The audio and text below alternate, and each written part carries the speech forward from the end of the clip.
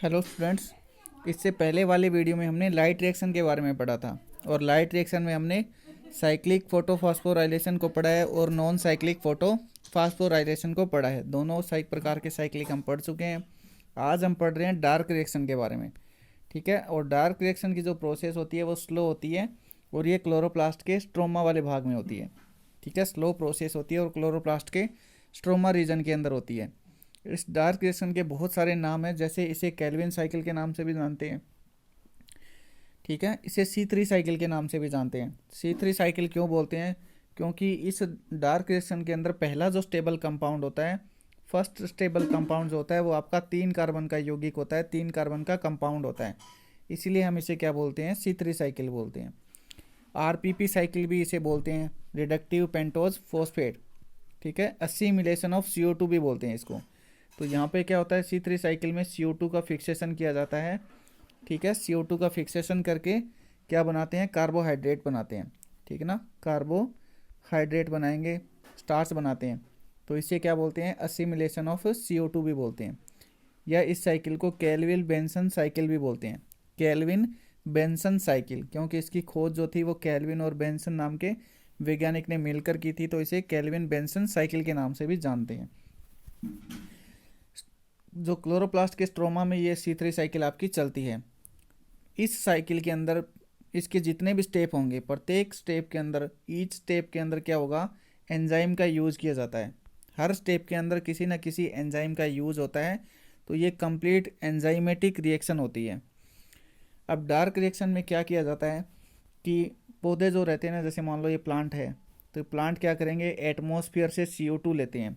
Atmosphere से CO2 लेते हैं और किसका निर्माण करते हैं? आपके कार्बोहाइड्रेट का निर्माण करते हैं। ठीक है, अब CO2 के अंदर कार्बन होती है और ऑक्सीजन होती है, और आपका जो कार्बोहाइड्रेट बनता है उसमें हाइड्रोजन भी होती है। ठीक है ना, इसमें कार्बन, हाइड्रोजन और ऑक्सीजन तीनों होते हैं।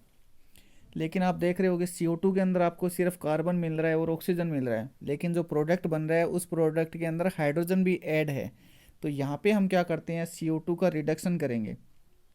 CO2 का क्या होता है? रिडक्शन होता है। रिडक्शन होने का मतलब अपचयन होता है और उसमें हाइड्रोजन ऐड होती है। CO2 में हाइड्रोजन ऐड होगी और हमारा प्रोडक्ट क्या बनेगा?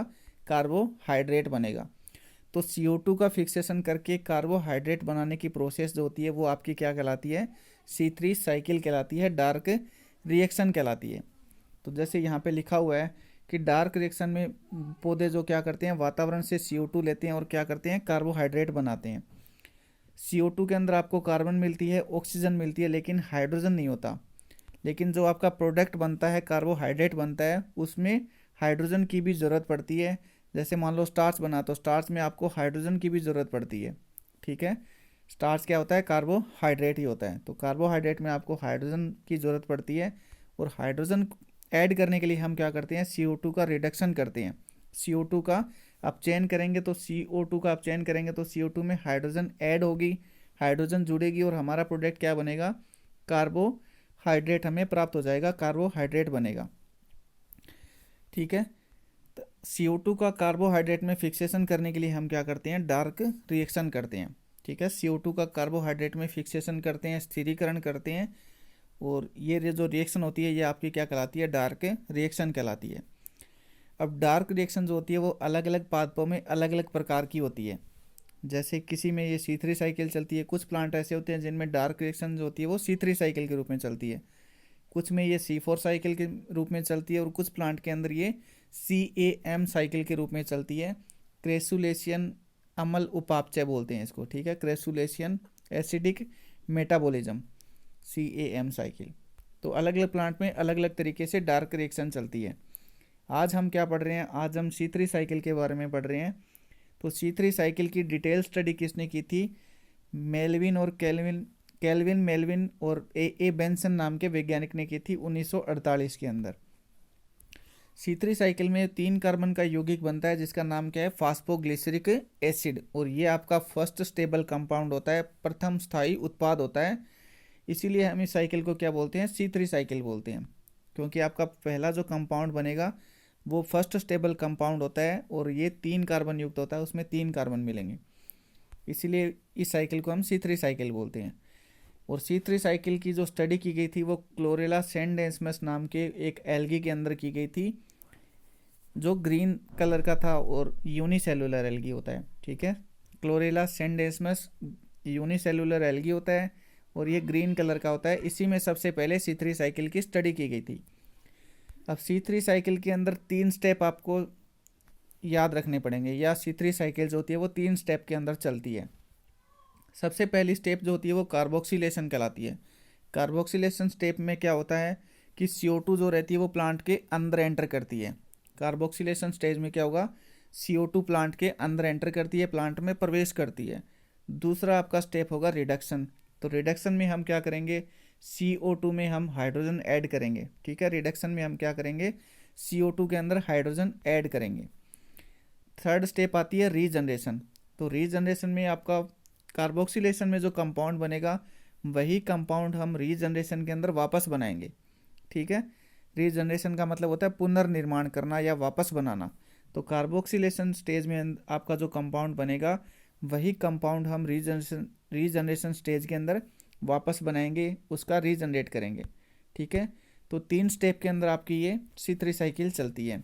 और जो C3 साइकिल होती है, इस पूरी साइकिल में आपको बहुत सारी शुगर देखने को मिलेगी, या बहुत सारी शुगर बनती है।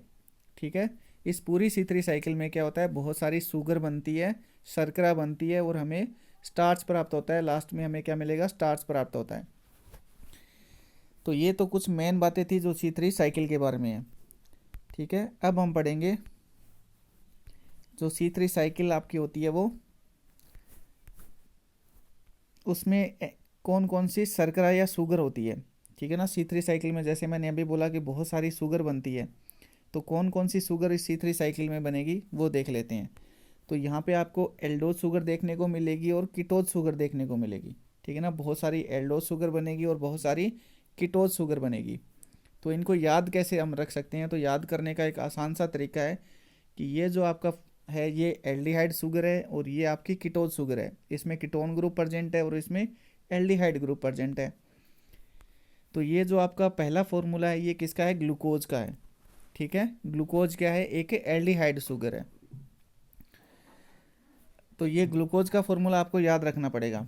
उसके बाद में इसी से हम ये बाकी एल्डिहाइड शुगर बनाएंगे। कैसे बनाएंगे, जैसे हमें राइबोज बनानी है, तो राइबोज क्या है, आपकी एल्डिहाइड या एल्डोज शुगर है। और राइबोज के अंदर 5 कार्बन होते हैं और आपका जो ग्लूकोज है इसमें कितने कार्बन है, 6 कार्बन है। तो आप राइबोज बनाने के लिए क्या करोगे, एक कार्बन इस ग्लूकोज वाले में से बाहर निकाल दोगे, तो एक CHOH, ये एक CHOH इसमें से बाहर निकाल दोगे तो आपका राइबोज बन जाएगा। इसी तरह जाइलोज भी 5 कार्बन युक्त यौगिक होता है, तो इसमें से एक CHOH आप बाहर निकाल दोगे तो क्या बन जाएगा, जाइलोज बन जाएगा। इसी तरह आपका फास्फोग्लिसरिक एल्डिहाइड होता है, PgALD, फास्फोग्लिसरिक एल्डिहाइड, ये 3 कार्बन का यौगिक होता है। तो आप क्या करोगे, इसमें से 3 CHOH बाहर निकाल दोगे तो क्या बन जाएगा, आपका फास्फोग्लिसरिक एल्डिहाइड बन जाएगा। इसी तरह इरिथ्रोज 4 कार्बन युक्त यौगिक होता है, तो आप क्या करोगे, 2 CHOH इसमें से बाहर निकाल दोगे तो क्या बन जाएगा, आपका इरिथ्रोज बन जाएगा। इसी तरह कीटोन शुगर आप याद कर सकते हो। तो ये जो फॉर्मूला लिखा हुआ है ये किसका है, फ्रैक्टोज का। इसमें कितने कार्बन है, 6 कार्बन है। ठीक है, 6 कार्बन का यौगिक है और कीटोन ग्रुप इसमें प्रेजेंट है, नाम क्या है, फ्रैक्टोज। तो ये फ्रैक्टोज का फॉर्मूला यहाँ पे लिखा हुआ है। बाकी के देखो कौन कौन सी कीटोज शुगर होती है, तो रिब्यूलोज, जाइलुलोज और सीडोहेप्टुलोज, ये आपकी कीटोज शुगर होती है। रिब्यूलोज के अंदर 5 कार्बन होते हैं, तो आप इसमें से एक CHOH बाहर निकाल दोगे तो क्या बन जाएगा, रिब्यूलोज बन जाएगा। जाइलुलोज भी 5 कार्बन युक्त यौगिक होता है, तो इसमें से एक CHOH आप बाहर निकाल दोगे तो जाइलुलोज बन जाएगा। इसी तरह सीडोहेप्टुलोज ये 7 कार्बन का होता है, यहाँ पे 6 कार्बन है, तो आप क्या करोगे, एक CHOH इसमें ऐड कर दोगे। ठीक है, एक CHOH इस 6 कार्बन युक्त यौगिक में जब आप जोड़ दोगे तो क्या बन जाएगा, 7 कार्बन का सीडोहेप्टुलोज बन जाएगा, कीटोज शुगर बन जाएगी। तो इस तरह से आप इनको याद रख सकते हो, इन फॉर्मूलों को याद रखने का तरीका है। ठीक है, अब हम पढ़ते हैं C3 साइकिल के बारे में। तो C3 साइकिल में जो C3 साइकिल होती है वो कहाँ चलती है, आपके क्लोरोप्लास्ट के स्ट्रोमा वाले भाग में चलती है। और स्ट्रोमा में पहले से RUMP प्रेजेंट होती है। RUMP का मतलब होता है रिब्यूलोज मोनोफॉस्फेट। यहाँ पे ये RUMP का फॉर्मूला लिखा हुआ है, ठीक है। तो RUMP जो होती है वो पहले से ही स्ट्रोमा के अंदर प्रेजेंट होती है। यहाँ C3 साइकिल में हम क्या कर रहे हैं, पहला स्टेप पढ़ेंगे कार्बोक्सिलेशन। मैंने आपको बताया कि C3 साइकिल जो होती है वो 3 स्टेप के अंदर चलती है। पहला कार्बोक्सिलेशन, ठीक है। कार्बोक्सिलेशन स्टेज के अंदर क्या होता है कि CO2 जो होती है वो प्लांट के अंदर एंटर करती है। तो कार्बोक्सिलेशन स्टेप आपका पहले हम पढ़ रहे हैं, ठीक है। तो कार्बोक्सिलेशन के अंदर फर्स्ट स्टेप क्या होगा कि हम 6 मॉलिक्यूल RUMP के लेंगे। मैंने आपको बताया कि RUMP जो रहती है वो स्ट्रोमा में पहले से प्रेजेंट होती है और इसका नाम क्या है, रिब्यूलोज मोनोफॉस्फेट। तो इसमें एक फास्फेट ग्रुप प्रेजेंट होता है RUMP के अंदर। तो हम 6 मॉलिक्यूल ले रहे हैं RUMP के, प्लस हम 6 ATP लेंगे। अब ये ATP कहाँ से आते हैं, हमने साइक्लिक और नॉन साइक्लिक फोटोफॉस्फोराइलेशन के बारे में पढ़ा था। वहाँ पे हमने असिमिलेटरी पावर का निर्माण किया था। असिमिलेटरी पावर क्या होती है, NADPH2 प्लस में ATP, इनको हम क्या बोलते हैं, असिमिलेटरी पावर बोलते हैं। इन दोनों को मिलाकर हम क्या बोलेंगे, असिमिलेटरी पावर बोलते हैं। और इसका निर्माण हमने कहाँ किया था, साइक्लिक और नॉन साइक्लिक फोटोफॉस्फोराइलेशन के अंदर किया था। अब ये जो असिमिलेटरी पावर होती है ये आपके डार्क रिएक्शन के अंदर काम आती है, ठीक है। तो 6 मॉलिक्यूल हमने RUMP के लिए हैं और 6 मॉलिक्यूल हमने ATP लिया है। यहाँ पे एंजाइम काम कर रहा है फास्फोकाइनेज। फास्फोकाइनेज एंजाइम का काम क्या होता है, या तो ये फास्फेट ग्रुप ऐड करता है या एक फास्फेट ग्रुप हटा देता है। तो यहाँ पे फास्फोकाइनेज एंजाइम एक फास्फेट ग्रुप इस RUMP के अंदर ऐड करेगा, ठीक है। तो यहाँ पे ऊपर की तरफ में एक फास्फेट ग्रुप ऐड हो जाएगा। देखो यहाँ पे ये फास्फेट ग्रुप ऊपर ऐड हो गया, जुड़ गया है। तो पहले इसमें एक ही फास्फेट था, अब इसमें 2 फास्फेट हो गए हैं। तो हमारे प्रोडक्ट क्या बना, 6 मॉलिक्यूल हमने RUMP लिया, 6 मॉलिक्यूल हमने ATP लिया। तो जो भी हमारा प्रोडक्ट बनेगा वो कितने मॉलिक्यूल होंगे, उसके 6 मॉलिक्यूल होंगे। हमारा प्रोडक्ट बन रहा है RUDP, रिब्यूलोज डाईफॉस्फेट। रिब्यूलोज डाईफॉस्फेट, डाईफॉस्फेट एक फास्फेट ऊपर है और एक फास्फेट पहले से इसमें प्रेजेंट था, 2 फास्फेट ग्रुप हो गए हैं। प्रोडक्ट का नाम क्या बना, RUDP, रिब्यूलोज डाईफॉस्फेट बना। और इसके कितने मॉलिक्यूल बने हैं, 6 मॉलिक्यूल बने हैं। प्लस में 6 ATP हमने यूज़ किया था, तो 6 ATP से फास्फेट निकला, ठीक है ना। एक फास्फेट यहाँ पे ऐड हुआ ना, तो एक फास्फेट ATP में से निकल गया है। तो फास्फेट निकलने से ATP किस में कन्वर्ट हो गया, ADP के अंदर। तो यहाँ पे 6 हमें ADP प्राप्त होते हैं और 6 हमें क्या मिले, RUDP मिले हैं। तो ये आपका फर्स्ट स्टेप हो जाता है, ठीक है ना। फर्स्ट स्टेप ये कंप्लीट हो गया। अब सेकंड स्टेप के अंदर क्या बनेगा, सेकंड स्टेप में इस RUDP में 6 कार्बन एंटर करेंगे, या RUDP जो होता है वो 6 CO2 ग्रहण करेगा और 6 H2O के मॉलिक्यूल ग्रहण करेगा। अब देखो RUDP के अंदर कार्बन कितने हैं, 5 कार्बन है, ठीक है ना। RUDP के अंदर कितने कार्बन है, 5 कार्बन है। अब एक कार्बन यहाँ पे इसमें एंटर कर रहा है, RUDP एक कार्बन को ग्रहण कर रहा है। तो कार्बन कितने हो जाएंगे RUDP के अंदर, अब 6 कार्बन हो जाते हैं, ठीक है। अब यहाँ पे CO2 कितनी है, 6 CO2 है, ठीक है ना। 6 CO2 है, RUDP ने CO2 को ग्रहण किया है। तो अब हमारा जो प्रोडक्ट बनेगा वो कितने मॉलिक्यूल के बनेंगे, 12 मॉलिक्यूल बनेंगे हमारे। हमारा अब आगे जो भी प्रोडक्ट बनेगा उसके हमें 12 मॉलिक्यूल प्राप्त होंगे, ठीक है ना। RUDP में कितने कार्बन थे, 5 कार्बन थे। प्लस में इसने यहाँ से CO2 ग्रहण किए तो ये 6 कार्बन युक्त यौगिक हो गया है। RUDP में अब कार्बन कितनी है, 6 कार्बन है। मॉलिक्यूल कितनी है, 6 मॉलिक्यूल ऊपर लिए थे हमने और 6 कार्बन यहाँ पे हम ले रहे हैं। तो मॉलिक्यूल कितने हो जाएंगे RUDP के, 12 मॉलिक्यूल हो जाते हैं। तो 12 तो टोटल मॉलिक्यूल हो गए। यहाँ पे एंजाइम काम कर रहा है कार्बोक्सिलेज, ठीक है ना। अब ये RUDP टूट जाता है, RUDP का ब्रेकडाउन होगा तो 3-3 कार्बन के 2 मॉलिक्यूल के रूप में RUDP टूट जाता है। 3 कार्बन के रूप में, 3-3 कार्बन के रूप में RUDP का ब्रेकडाउन हो जाता है। तो यहाँ पर देखो 3 कार्बन युक्त 2 प्रोडक्ट हमारे बन रहे हैं। प्रोडक्ट का नाम क्या है, PGA, फास्फोग्लिसरिक एसिड बनेगा, जिसमें कितने कार्बन होते हैं, 3 कार्बन होते हैं। अब RUDP के मॉलिक्यूल कितने थे, 12 मॉलिक्यूल। RUDP का ब्रेकडाउन हो रहा है तो 6-6 मॉलिक्यूल के रूप में ये टूट जाएगा। 6 मॉलिक्यूल में कार्बन कितनी है, 3-3 कार्बन है, ठीक है। 6 मॉलिक्यूल में कार्बन की संख्या कितनी है, 3 कार्बन। मॉलिक्यूल कितनी है, 6 मॉलिक्यूल। प्रोडक्ट का नाम क्या है, PGA फास्फोग्लिसरिक एसिड। तो RUDP का यहाँ पे ब्रेक डाउन हो रहा है, तो RUDP टूट जाएगा और हमें दो जगह क्या हो जाएगा, PGA प्राप्त होगा। देखो दोनों एक जैसे हैं, सेम है। प्रोडक्ट का नाम क्या है, PGA फास्फोग्लिसरिक एसिड है।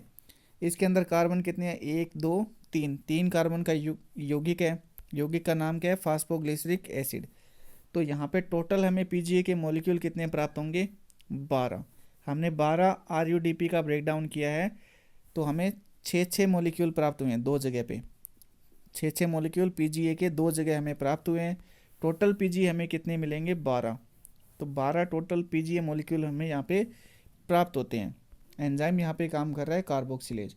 अब ये जो आपका PGA होता है, ये फर्स्ट स्टेबल कंपाउंड होता है, ठीक है, फर्स्ट स्टेबल कंपाउंड होता है। और इसमें कार्बन कितने होते हैं, 3 कार्बन। इसीलिए हम इस साइकिल को क्या बोलते हैं, C3 साइकिल बोलते हैं, क्योंकि C3 साइकिल में फर्स्ट स्टेबल कंपाउंड जो बनता है वो आपका 3 कार्बन युक्त होता है और उसका नाम क्या है, PGA फास्फोग्लिसरिक एसिड होता है। तो आज हम यहाँ तक इतना ही पढ़ेंगे।